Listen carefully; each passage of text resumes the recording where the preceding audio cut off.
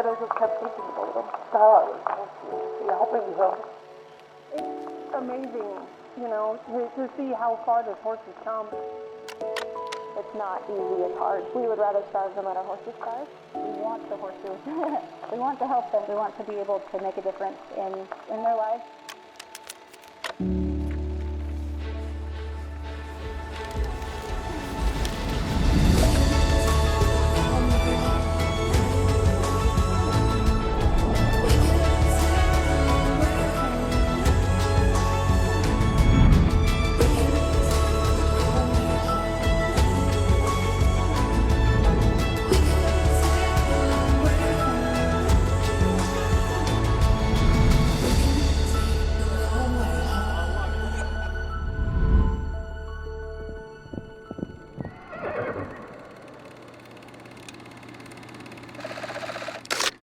The views and opinions expressed in this presentation are solely those of the presenter and do not necessarily reflect the official policy or position of Horse Plus Humane Society, the Full Circle of Life Network, or any of their employees or management.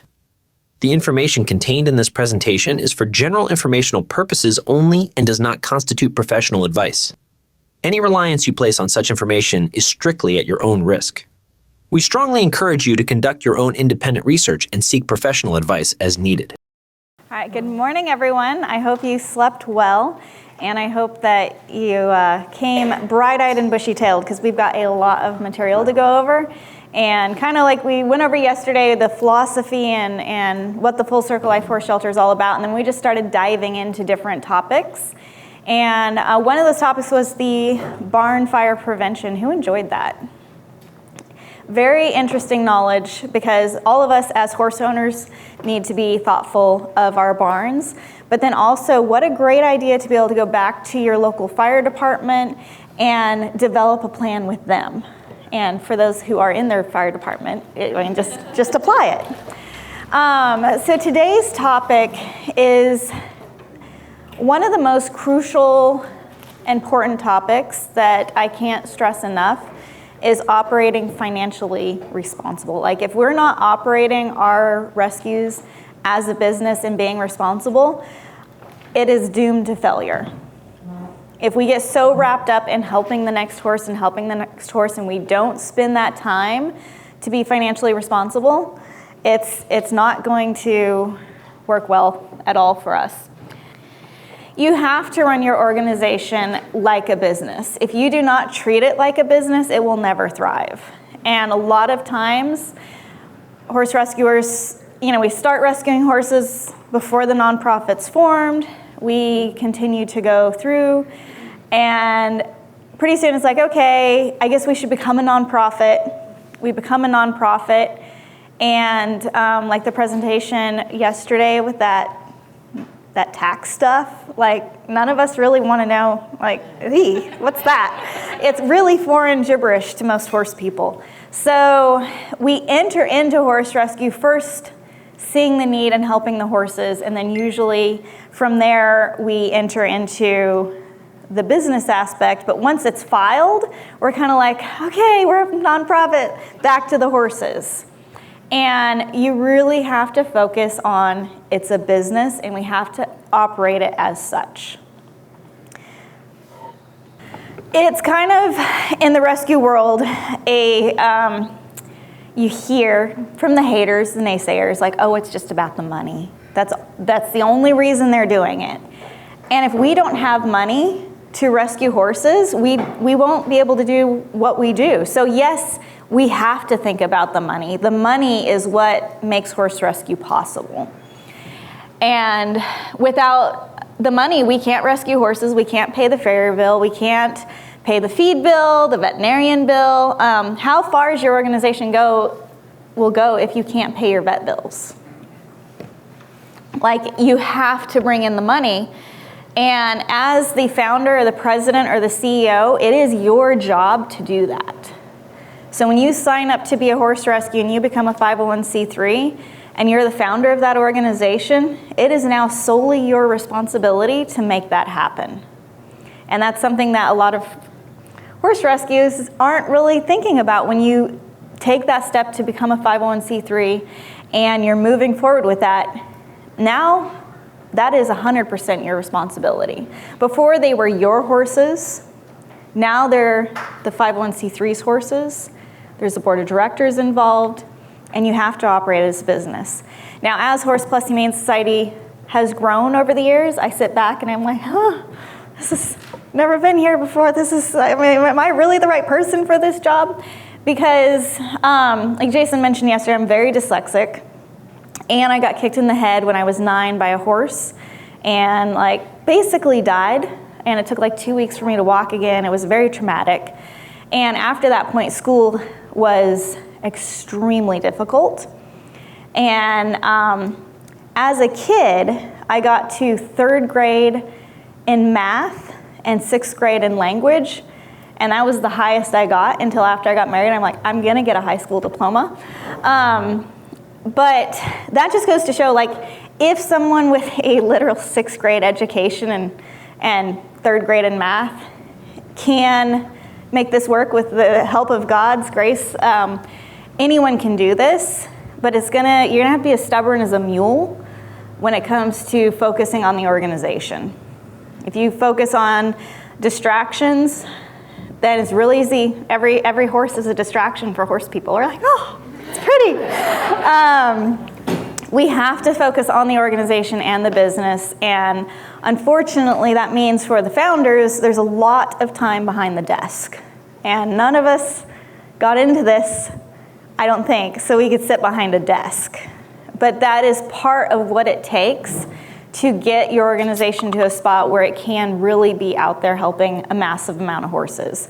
If we are stuck in a little mind of we're just gonna keep doing 20 horses a year and things, that's great if that's what your organization wants. It's not really what the full circle of life horse shelter philosophy is. You can do that and just be like referring people to organizations that are more active. But why are we running a horse rescue? Are we running a horse rescue so we can have our own pets that donations pay for? Or are we actually running an organization so we can make a difference in the lives of hundreds and hundreds and thousands of horses? And that's all things we need to think about. So we talked about flat lines yesterday, and for years I was really focused on the horses, and I think you can see when my focus shifted, because I'm like, wow, we're just sitting here barely able to scrape by. We're doing a lot, but we're scraping by on trying to come from one month to the next and barely making it financially. And that's not really sustainable. If you're constantly like, boy, I don't even know if we're gonna have money to buy hay next month. It's working, and by the grace of God, things seem like they are always covered. But if we're going to really focus on our organization and make it the best it can be, because that is why we're all here, right? We want our organization to be the best it can be. We're gonna have to take that time to focus on the business side of it, and get your organization to a place where you have a financial reserve for like a year. Like, a lot of people are like, a year financial reserve, that is a really good place for an organization. And I haven't talked to a donor yet that's like, well, that's ridiculous. I don't want to donate to you because you have a financial reserve. When COVID hit, who saw a drop in donations? It's like, okay, financial reserves are very, very important. And getting to a place where you can have a financial reserve is possible, but it takes time and it takes a lot of work. But, the place where Horse Plus is now, financially, we have like 20 employees. We have 2 full-time veterinarians. That all is on me. Like, those are all different families that are relying on Horse Plus. That all comes back to that I have to make sure we meet those numbers every month to pay the veterinarian salaries, to pay the feed bills, and be raising enough money to also support other organizations as well through our grant program. And when Horse Plus got to a point where financially it was like, okay, we're doing better, when I started focusing on on the business side of it instead of the horse side of it so much. Now, I love being out with the horses, but none of what Horse Plus would be doing now would be possible if I was just playing with the horses all day. And so as Horse Plus has grown, it's because we're telling the story. You know, we're out there actively telling the story. Now, this flat line, you know, is about $250,000 a year for many, many years. We were working our tails off writing that daily blog that Jason talked about, you know, 200 photos a day and narrow it down to the 20 and talk about those 20. And when we started seeing a shift was 2017, and that's when I was like, we have the same donors, and I love those donors, and they're great donors. And you also want to focus on your small donors, because if you have a lot of small donors and one of them stops, you're okay. If you focus on 2 or 3 big donors or 1 big donor and they stop, your organization's toast. And I've seen that happen. And focusing on those smaller donors. So 2017, I'm like, okay, something's got to change here. If we can't just keep struggling from month to month. So that's when I started looking into Facebook marketing and boosting posts and reaching a new audience. You know, a lot of people are like, we can't share about other organizations because our donors will start donating to them, and then we're not going to get the donation. So we just need to stay in our own little bubble and not associate. But okay, pause. I want Carrie to have a mic because I'm going to ask her a question.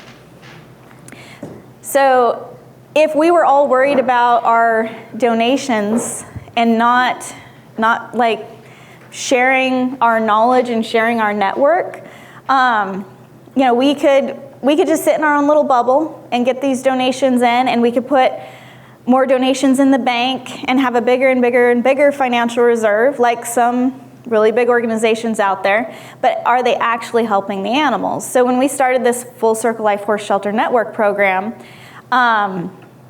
you know, I was like, well, I wonder if we're going to lose some donors by really focusing on some other organizations when we start mentoring them. So you can see our graph here. While we're mentoring, it looks like we haven't lost any donations. Carrie, have you received donations from our supporters? Absolutely. Yeah, it's on. Okay, there we go. Yes, absolutely. And it started, honestly, within the first, I'd say the first time that we were probably tagged to one of your public posts. We started receiving some of the smaller donations, and then we started getting a little more regular. In fact, a gal who commonly sends you lots of jewelry, and I think she told me a very long story about sending Jason a Native American flute. Mm-hmm. Yes. Has started donating to us regularly, but shortly after our episode where it was revealed that we were the winners, we actually received a semi-load of hay, mm-hmm. which for us is a pretty big deal. I know a lot of you are from states where you actually pay for hay. Our hay expenses range from $8,000 to $10,000 a month. So semi-load of hay at that particular time was almost a $7,000 gift. So I mean, it was pretty substantial, and it certainly wasn't something that we were expecting, and it wasn't even something that we were told was coming. I essentially got a call from the feed store and said, someone just called in a credit card number for a load of hay. And I was like, where did that come from? And sure enough, she commented on the post that she was watching us on your show and saw what was going on and loved what we were doing and wanted to send some hay. And I can't think of a better way to show your support of a rescue than to literally pay to feed the horses that are standing there. So, and I think this is the reality, that there are hundreds and hundreds of thousands of horse lovers out there who want to support horse rescues. Unfortunately, horse rescues oftentimes have a bad name because maybe they start up and they disappear.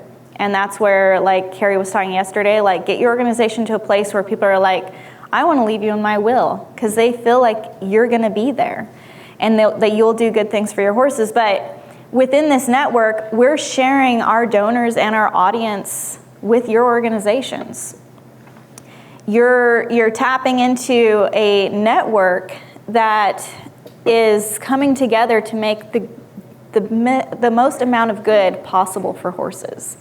And part of that is not being afraid to talk about other organizations, especially within the network. Like, so much, 15 years ago, it was you keep your mouth shut about the other organizations because you don't want to lose your donor dollars. That's not how it is. There is generous, loving people out there who want to help, and they want to help organizations that are good organizations. And within this network, we're putting Horse Plus name behind these organizations. And, we want to see best practices. We want to see some things that make us comfortable supporting you. And we will talk tomorrow about some organizations that are no longer in the network. And it's unfortunate, but we have to focus on organizations that are doing the best for horses and focusing on the full circle of life. So getting your audience out there, telling your story like Jason's presentation, telling your story, getting your audience engaged is what's going to make donations go up. If you just sit there, you can work as hard as you possibly can every single day and nobody knows. If you film it, if you photo it, you document it, you put it out on Facebook, even if you're exhausted at the end of the day, you take that time, half an hour, make a post, and tell your donors what you did. And you're not bragging. You're working for a nonprofit organization, and you're telling your supporters what you did that day with their donations. So the key to rescuing horses is bringing in money. You don't have money, you cannot rescue horses. I mean, you can, but it's going to end badly. I've been at auctions where somebody came in and there's tons of horses being auctioned off and kill buyers and all these rescues. Well, rescues heard about it, but also people just heard about it on the news or whatever, and they came, and this one lady spent like $30,000 buying horses with nowhere for them to go. And she got them to take other rescues to take some of the horses, and then it got to the end of the day, and there was like 20 horses that she didn't have a place for. And I said, we can take them, but we will have a vet evaluate them. If we find quality of life or, severe problems, they're not living that 5 freedoms, we do humanely euthanize. She's like, well, I don't want any of them euthanized. And I'm like, well, we're here. And, we kept, working on the horses that we were getting and stuff. And there were also a lot of kill buyers there buying horses, and they were making lots of trips. The feedlot was like 20 minutes away. So they were making trips all afternoon. And at the end of the day, she was not paying attention to who the kill buyer was. She gave like 20 horses to the kill buyer because he said he'd take them and find them a good place. And that is, it's mind-blowing to think about. But that is where a strong network of all of us working under one philosophy has a stronger voice to people that want to help horses, but they don't know what to do. Because, if you're communicating with people and you're like, hey, there's this auction that's coming up, we can help, you can support us, and we'll make sure these horses get to the proper place and not end up in a situation like that. I was like, that was so much money she spent on those horses, and to give them to the kill buyer is just so hard. So, how much does it cost to actually rescue a horse? And we talked about this yesterday. Does anyone, actually, let's go around to the different organizations if we can have a mic, of what your thoughts are at your organization if you rescue one horse. What do you think that is? And you guys can come sit down. You're good? Okay, so we'll start at this table. Just, off the top of your head, you rescue a horse. What do you think the cost is for that horse for like the first 30 days? I guess it really depends on the horse. Mm-hmm. If you rescue one like we just rescued who's very, very skinny and needs some vet stuff, it can be $3,000-$4,000. Mm-hmm. If you just get one that came with her who's not so bad, then it's about $300 to $500. It just really depends on the horse. Okay. All right, so on average, maybe we could say like $750. Yeah. Okay, so on average, and where are you from again? Nebraska. So in Nebraska, it might be $750 to rescue a horse. And let's jump into this table. We try to estimate about $1,000 Okay. because we assume that they need vaccines, farrier, teeth, minimum, plus the feed. Okay, so about $1,000. And you were from Indiana. Indiana, so we got $1,000 in Indiana. I'll try to keep this straight. You all remember the prices. Okay. We're from South Dakota, and it would be about 1,000 to 1,500. Okay, so 1,000 to 15. Okay.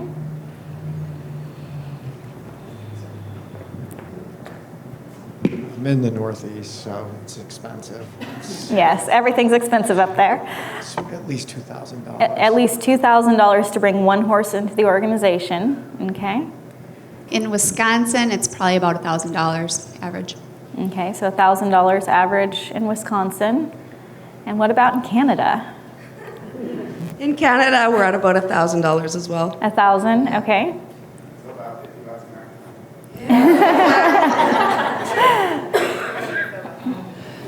For the average non-emergency type horse, probably between $1,200 and $1,500 a month from purchase to feed. Okay. Michigan, okay. And then we got Nevada, which at least you have good alfalfa hay growing in Nevada. Hello. I've got down. And hold the mic closer. Oh. Yeah. I've got down the first month is about 200 in hay, and vaccines, farriers about another 200 to 300. And if they need any grain or anything, that's another couple of hundred. But something we do is rather than a surrender fee, because a lot of people we find don't want to do that, I ask the owners to cover those costs first and at least donate per month for up to a year. So that helps us out a lot. All right. So basically on average, oh, Carrie wants to talk. She's like, I'm still in this class. Okay, so I will say that when we came initially, I also gave a very wide range on what it cost. And after working through the program and deciding that we really did need to know exactly what the cost was and how to reduce that intake cost so that we could help more horses, our current intake cost, and we average that. Again, we also take in over 200 horses a year, but currently our intake cost for the initial 30 days average, and we've averaged everything out. Everything except if we pay a buyout, I haven't included that, and if it's an auction price, we haven't included that. But for actual cost of taking in a horse and doing the initial care, currently is $475 a head. Mm-hmm. That's an excellent question. It does not include transportation because approximately 50% of the horses are brought to the rescue, so I didn't average that in. Yeah, we have a question over here, and then we're going to jump into our exercise that we have. Can I ask what that number was before you lowered it?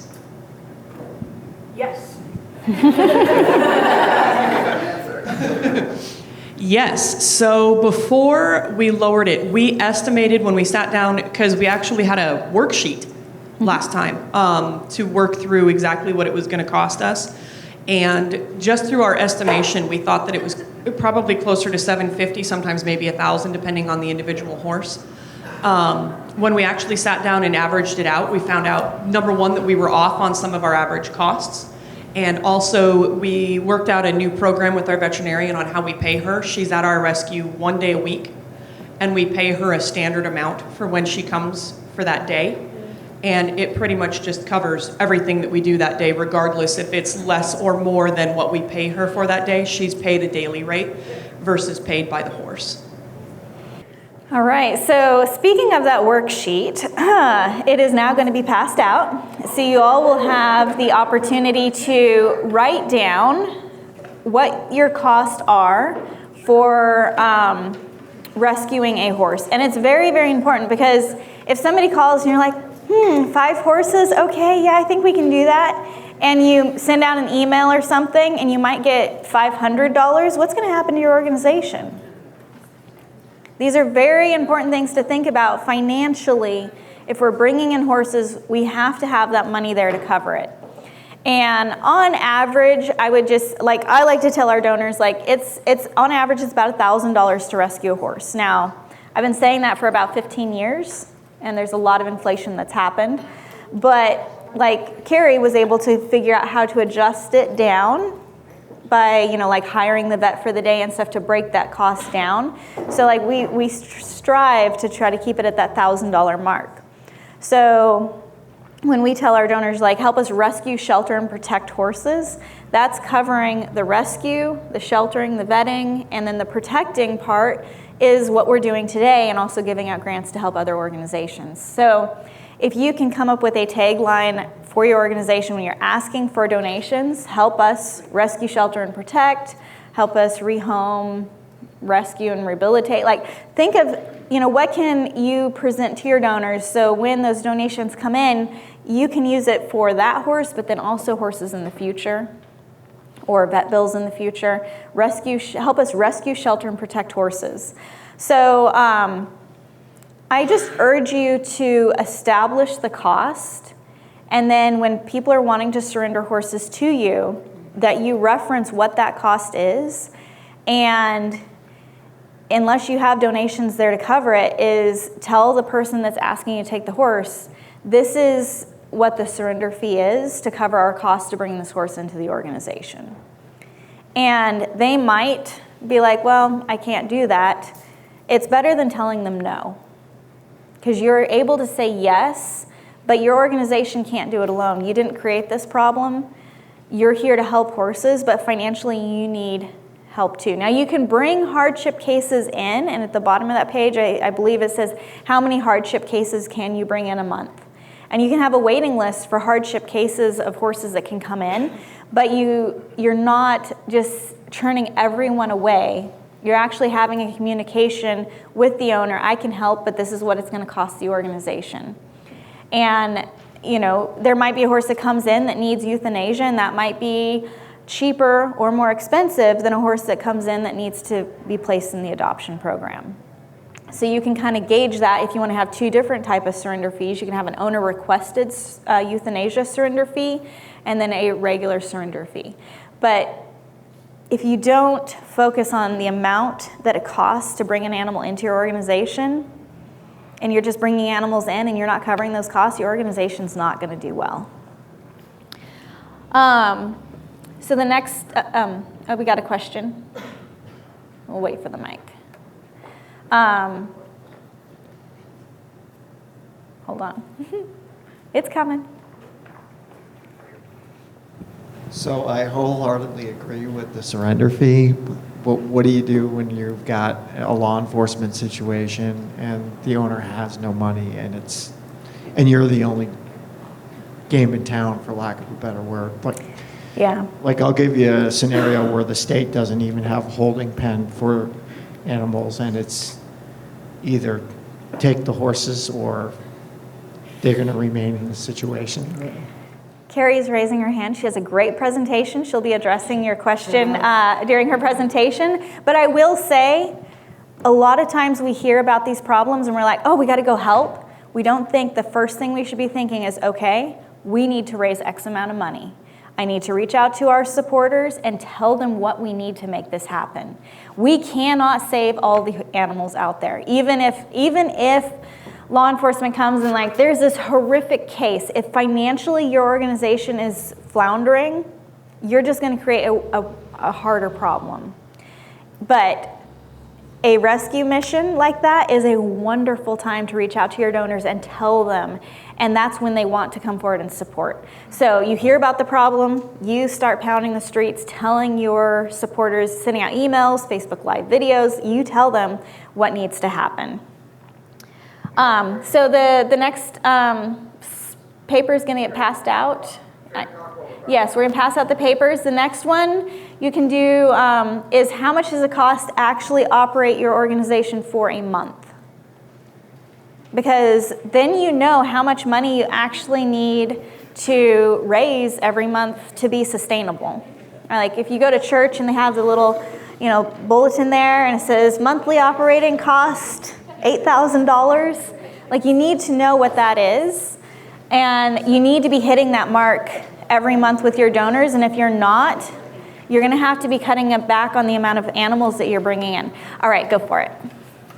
So I will answer that question very fully when I do my presentation, but as a short two-part answer, number one is fundraising. However, when you are doing fundraising with a law enforcement case, particularly if there are pending charges, you likely cannot post anything about what you are actually doing. You just need to trust that your donors will understand that you are doing a law enforcement case and will throw money at it, essentially. The second part of that case is every state in the United States should have cost of care bonding, and we will absolutely discuss that. I have made sure to shorten my presentation just enough that I can do a little 10-minute blurb on cost of care bonding at the very end of my presentation, because if your state doesn't have it, like Nebraska, you need it. Cost of care bonding literally forced 30-some horses to go to public auction after they were seized and rehabilitated, where they were sold back to the offender. So, cost of care bonding needs to be a thing in every state, and we will talk about that when I do my presentation. Tennessee has it, but we're still holding like 17 pit bulls on a court case for 6 months now. And we're really struggling, like trying to get that to move on. Our shelter manager was meeting with the court yesterday about that. So definitely that paper that's being passed out, take the time to figure out what it costs monthly. And you have to know your money that's coming in. You have to keep track of it. I have a chart, and every single day at the end of the work day, I know how much money was donated, and I can look back for 2 years and track how we're doing on that day financially. So when we're fundraising and things, I can be like, hey, we're on track for where we should be to meet the financial requirements that we were supposed to meet. Or I can look at it and be like, I need to focus on doing some fundraising because we're not where we should be this month. So tracking your donations every single day and knowing where your money is and where it's coming from is very important. And definitely focusing on those donors. You want to try to get monthly donors, and you want small monthly donors, even if it's $3 a month. We had one person sign up to be a $3 a month sponsor, and she was very happy about it. And then later she's like, I don't know why it's $3. It should be $300. I am so sorry. And she's changed it to $300. And this is like 12 years ago. And then like 3 or 4 years ago, she's like, you guys do so much, let's put it $1,000 a month. And someone in this room, when I'm like, let's do $3 a month sponsors, like, it's not even gonna cover the processing fees. Like, sometimes it's good to make a small contribution and get their contact information, develop that relationship, and they can become big donors. Capacity of care, you really need to know financially, you're bringing in this much money, how many animals can you actually have financially at your facility? Because the last thing I want you guys to do is go home and be like, we're open and mission shelter, we're part of the full circle of life, let's bring in every horse, and then be like, whoa, we're dying financially. If you have surrender fees and you're able to say yes to those horses that you would otherwise be saying no to anyways, a lot of those people will say, well, put me on the waiting list, and when you can, and they'll be responsible for their horse, or they'll pay that surrender fee, or they'll double that surrender fee. Determining capacity is you want to have a guideline with your vet, working on those quality of life. Like when we're doing the buyout program, we rescue a huge amount of horses. A huge amount are really suffering, and we have to give them the last act of kindness. Capacity-wise, it's fine. We can rescue those huge amounts of horses because, if we rescue 50 horses and 20 of them need euthanasia, I mean, it's horribly sad, but they would be going to slaughter. So knowing your limits and then really focusing on those 5 freedoms. It takes, on average, like 15 minutes per day to take care of an animal. If you have 50 horses, think about your time commitment of how many animals you can care for within your facility with your current staff. And if you're getting beyond that, you're going to be hitting into a burnout phase because you can't actually take care of all those animals that you desperately want to take care of every day. So really think about that 15-minute per day. And if you have an hour, you can only take care of so many animals. Knowing your limits and don't going over capacity. Like, we have a really big team, so we can fluctuate with big rescues, but if you have a small team and you're way over capacity, you're not going to be able to make it long term. And I want everyone to be here to be like, well, 20 years ago, and you're still able to do it because you're able to work within your financial budget, your capacity budget, and then also taking care of your mental health. And those 5 freedoms are something that a lot of people do not know. We'll get to your question at the end. Just hold it there. I'm like, I got to get through these presentations. Hold on. Those 5 freedoms are very, very important because I know yesterday we talked about a horse that was living in constant fear. And like, if you can't even treat them, if they get stuck in a fence, these things happen. And those 5 freedoms are one of the best things to look at with horses. And so freedom from hunger and thirst, pain, disease. Horses should not be in chronic pain. Freedom from fear and distress, discomfort, and they should be able to show their natural behaviors. So is it all about the money?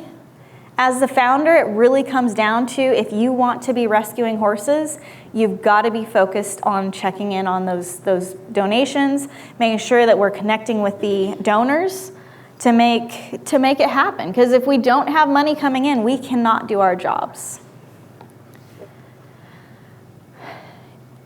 Rescuing horses and bringing in donations is a fine balance that has to go hand in hand. If we're not paying attention to both of them, we're not going to be able to do our jobs. And so many organizations get to a point where financially they're not able to care for their horses at all, and they burn out, and we can't save all the horses, but together we can save a lot of horses.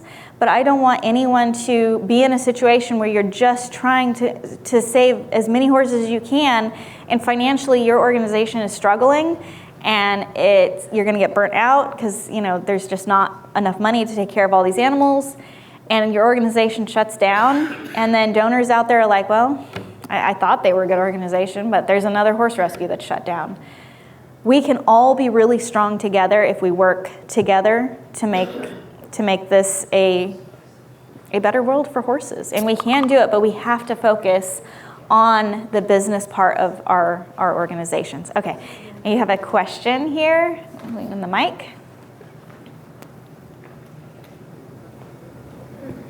So my question is around capacity. I'm just curious, when you started, did you start small, and how did that look? Did you live on the site? Because from a tax standpoint and from a donation standpoint, there's a lot of restrictions around expansion in terms of building new buildings and things like that, and what you can do with donor funds. At least, I'm not sure if it's just my state or other states.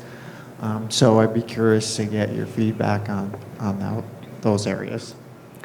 So the first year we rescued like 5 horses. The next year it was 30 horses. We found homes for those horses, and we stayed within capacity of having like 5 to 6 horses at a time. It's very key to have that phrase of help us rescue, shelter, and protect horses, or help us rescue, shelter, and protect animals, because part of that is maybe building a bigger barn. Those donations are coming in under that umbrella of help us rescue, shelter, and protect. Okay, so if I was to build a barn... Hold on, we got another question here.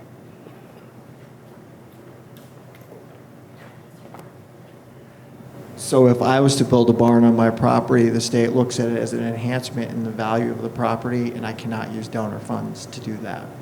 If you lease your property, like a long-term lease agreement, they usually will look differently at it. But you're gonna have to, each and every person's gonna have to look at their own requirements within their states.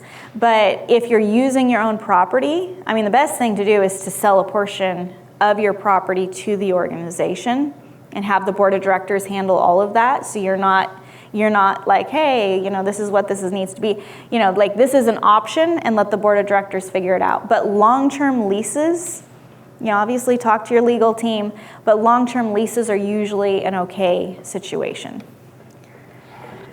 All right, so we're gonna take a little break there. I know the media team will be pulling different people over. If anyone has parked in the little parking lot of this coffee shop, if we can park along the street, it would greatly help them so they can keep getting customers in. So, all right, we'll take our break and then we'll go on to our next presentation.